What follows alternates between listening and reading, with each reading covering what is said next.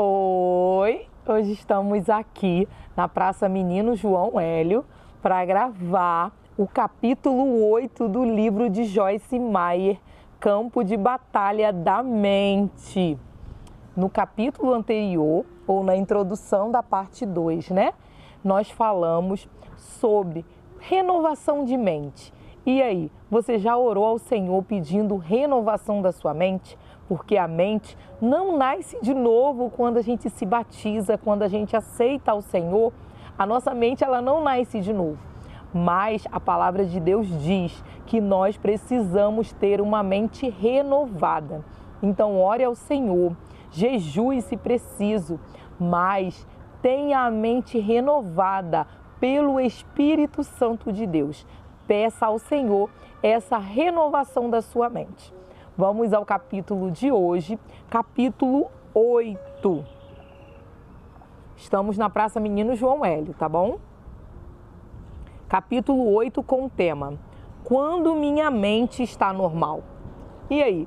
Quando que a sua mente está normal? Ou você acha que está normal?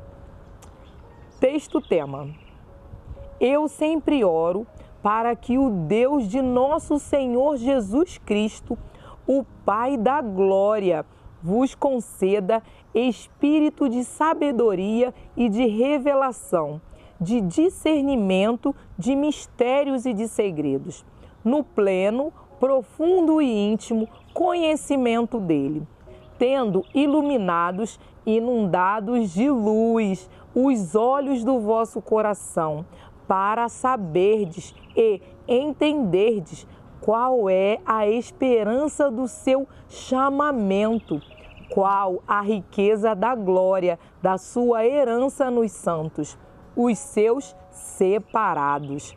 Efésios 1, 17 ao 18. Note que Paulo ora para que ganhemos sabedoria, tendo os olhos do nosso coração iluminados. Baseada em diversas coisas que tenho estudado, descrevo os olhos do coração como a mente.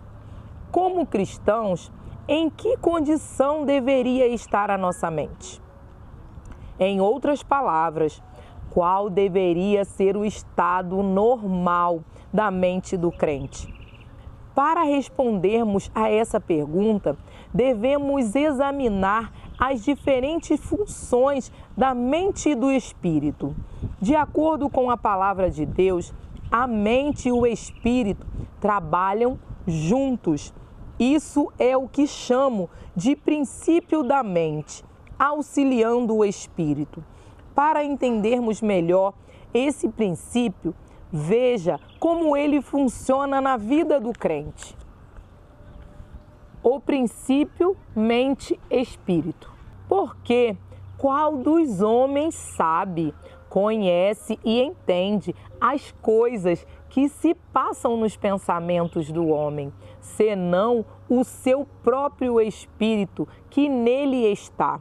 Assim, também as coisas de Deus, ninguém as conhece, sabe e compreende, senão o Espírito de Deus. 1 Coríntios 2, 11. Quando uma pessoa recebe a Cristo como seu Salvador pessoal, o Espírito Santo vem morar nela. A Bíblia nos ensina que o Espírito Santo conhece a mente de Deus, da mesma maneira que apenas o próprio Espírito dentro de uma pessoa é o único que conhece seus pensamentos. O Espírito de Deus é o único que conhece a mente de Deus. Uma vez que o Espírito Santo habita em nós e uma vez que ele conhece a mente de Deus, um dos seus propósitos é nos dar a conhecer a sabedoria e a revelação de Deus.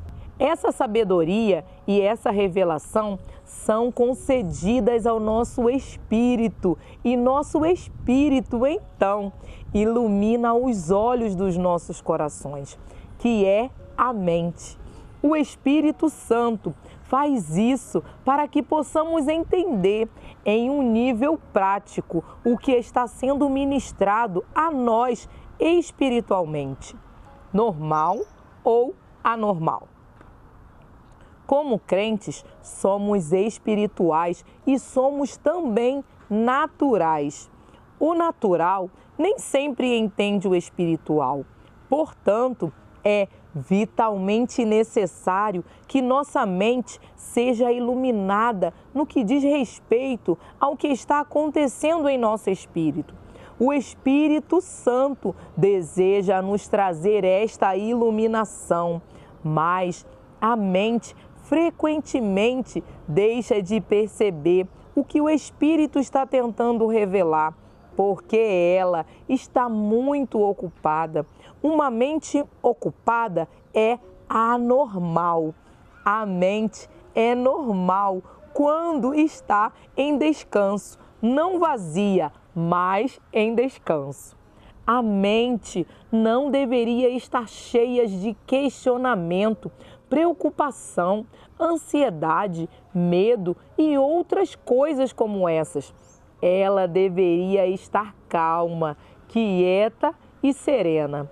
À medida que avançarmos nessa segunda parte do livro, você observará diversas condições anormais da mente e, provavelmente, as reconhecerá como condições frequentes da sua própria mente. É importante entender que a mente precisa ser mantida na condição normal, descrita neste capítulo. Compare-a com as condições usuais da nossa mente e você verá por que frequentemente temos tão pouca revelação do Espírito Santo e por que muito frequentemente sentimos falta de sabedoria e revelação. Lembre-se, o Espírito Santo tenta iluminar a mente do crente. O Espírito Santo dá informação de Deus ao espírito da pessoa. E se o espírito e a mente estiverem se auxiliando mutuamente, então eles poderão andar em sabedoria e revelação. Mas se a sua mente estiver muito ocupada, ela perderá o que o Senhor está tentando revelar-lhe por meio do seu espírito. O sussurro tranquilo e suave. Disse-lhe Deus: sai e põe-te neste monte perante o Senhor. Eis que passava o Senhor, e um grande e forte vento fendia os montes e despedaçava as penhas diante do Senhor. Porém, o Senhor não estava no vento. Depois do vento, um terremoto, mas o Senhor não estava no terremoto. Depois do terremoto, um fogo, mas o Senhor não estava no fogo. E depois do fogo, um cício tranquilo e suave.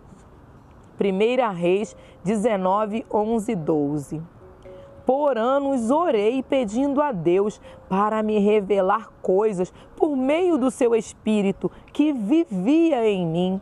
Eu sabia que esse pedido era bíblico. Eu confiava na palavra e me sentia segura de que deveria pedir e receber. Apesar disso, na maior parte do tempo, sentia-me uma ignorante espiritual. Então, aprendi que não estava recebendo muito do que o Espírito Santo desejava me revelar, simplesmente porque minha mente estava tão frenética e ocupada que eu estava perdendo a informação que me estava sendo oferecida. Imagine duas pessoas juntas em uma sala, uma tentando cochichar um segredo para a outra. Se a sala estiver cheia de ruídos altos, embora a mensagem esteja sendo transmitida, aquela que está esperando pela informação secreta a perderá. simplesmente porque a sala está tão barulhenta que ela não pode ouvir, a menos que ela esteja prestando muita atenção. Ela pode até nem mesmo perceber que alguém esteja lhe falando. A comunicação entre o Espírito de Deus e o nosso espírito se dá dessa forma. Os modos do Espírito Santo são gentis. Na maioria das vezes, ele fala conosco, como o fez com o profeta nesta passagem, em um cício tranquilo e suave. Portanto, é vital que aprendamos a nos manter em uma condição propícia para ouvir o Espírito e a mente. Que farei, pois? Orarei com o Espírito, por meio do Espírito Santo que está dentro de mim, mas também orarei inteligentemente com a mente e com o entendimento. 1 Coríntios 14, 15. Talvez a melhor forma de entendermos esse princípio da mente, auxiliando o espírito, seja pensar sobre a oração.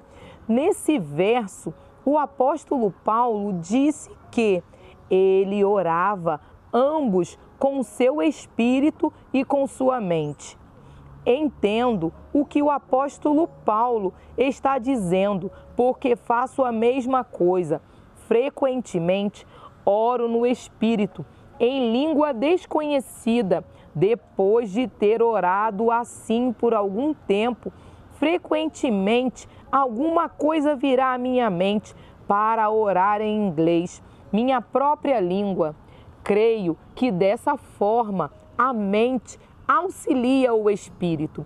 Elas trabalham juntas para obter o conhecimento e a sabedoria de Deus para mim, de uma forma que eu possa entender. E isso também funciona na outra direção. Há momentos em que quero orar, então me coloco à disposição de Deus para a oração.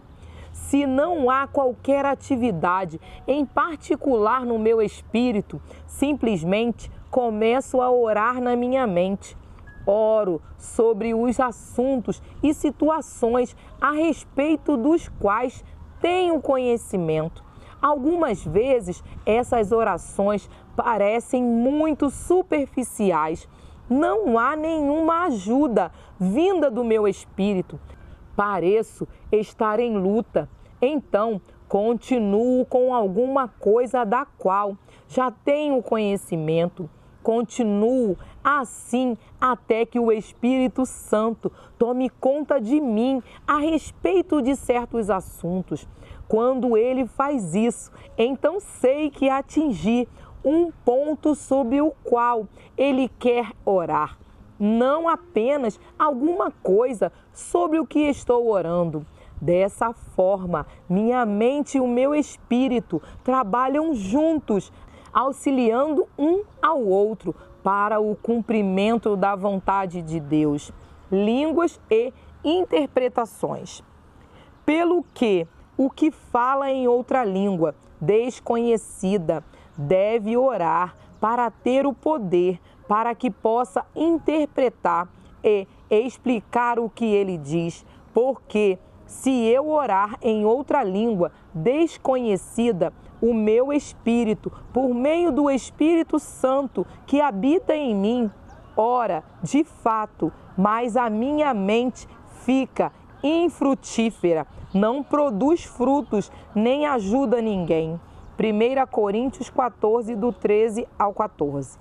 Outro exemplo da maneira pela qual o espírito e a mente trabalham juntos é o dom de línguas com interpretação. Quando falo em línguas, minha mente fica infrutífera até que Deus me dê, ou a outra pessoa, a compreensão do que estou dizendo. Então, minha mente se torna frutífera. Por favor, lembre-se de que os dons não são línguas e tradução. Tradução é um relato da mensagem. palavra por palavra, enquanto na interpretação a pessoa dá uma compreensão sobre o que uma outra disse, mas no estilo próprio do intérprete, expresso por intermédio de sua própria personalidade particular. Dou-lhe um exemplo. A irmã Maria pode levantar-se na igreja e dar uma mensagem em língua desconhecida. Isso veio do seu espírito e nem ela, nem ninguém mais sabe o que ela disse. Deus pode fazer com que eu entenda a mensagem, mas talvez de maneira geral. Quando me levanto em fé e começo a interpretar o que foi dito, faço a mensagem compreensível a todos, mas vem de mim na minha forma única de expressão. Orar no Espírito em uma língua desconhecida e interpretar essa língua desconhecida são formas maravilhosas para entender o princípio da mente auxiliando o Espírito. O Espírito está falando alguma coisa e a mente está dando o entendimento. Agora, pense nisso. Se a irmã Maria falar em uma língua desconhecida e Deus estiver procurando alguém para trazer a interpretação, Ele terá de me deixar de lado. E se a minha mente estiver em atividade frenética e ocupada para ouvir, ainda que Ele tente me dar a interpretação, não a receberei. Quando eu era jovem na fé e estava aprendendo sobre os dons espirituais, orava quase que exclusivamente em línguas. Depois de um tempo razoável, comecei a me sentir entediada com minha vida de oração. Quando conversei com o Senhor sobre isso, Ele me fez saber que eu estava entediada porque não tinha compreensão daquilo sobre o que estava orando. Embora perceba que nem sempre tenho de entender o que estou dizendo quando oro no Espírito. Aprendi que esse tipo de oração estava fora de equilíbrio e não é a mais frutífera se eu não tiver qualquer entendimento. Uma mente alerta e pacífica. Tu, Senhor, conservarás e guardarás em perfeita e constante paz aquele cujo propósito, ambos de sua inclinação e caráter, é firme em ti, porque ele confia em ti, descansa em ti e espera confiantemente em ti. Isaías 26, 3. Espero que por meio desses exemplos você consiga ver prontamente que sua mente e o seu espírito certamente trabalham juntos. Portanto, é de mais alta importância que sua mente seja mantida em uma condição normal.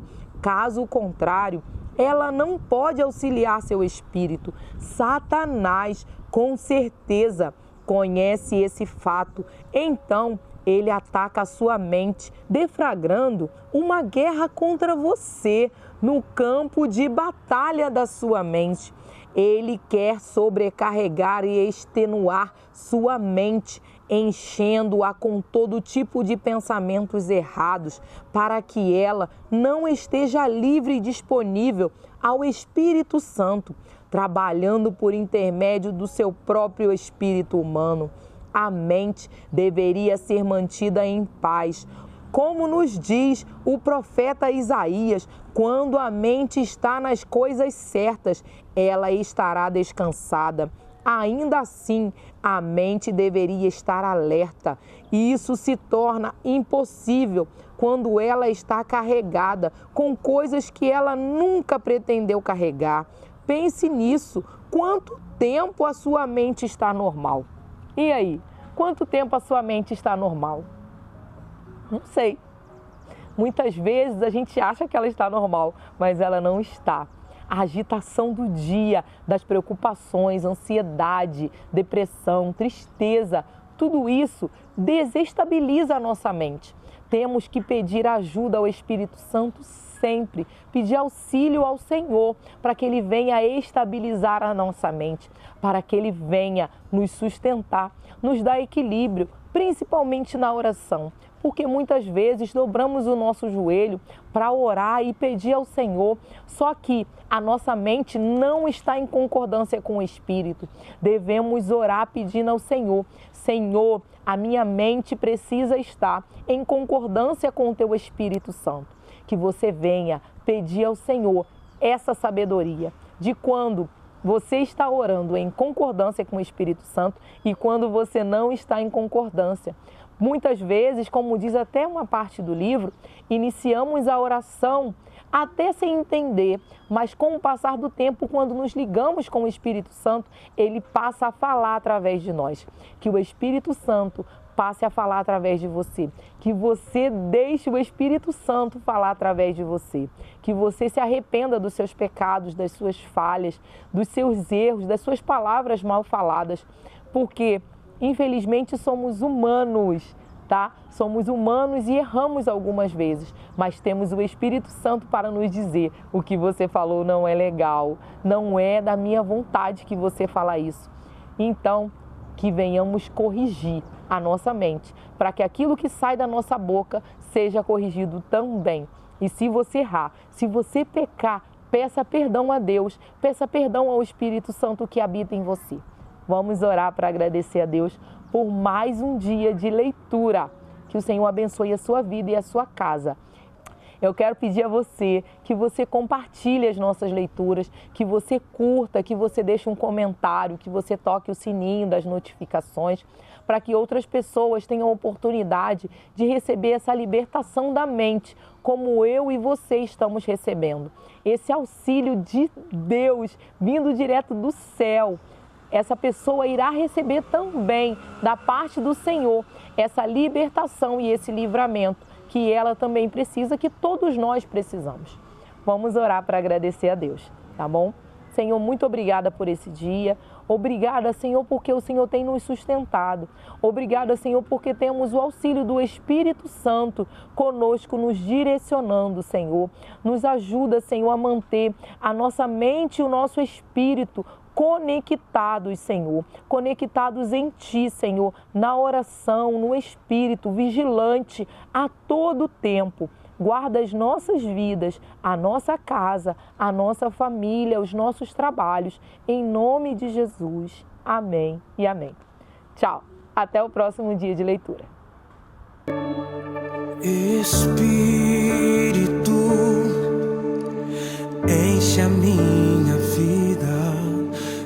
Espírito, enche a minha vida.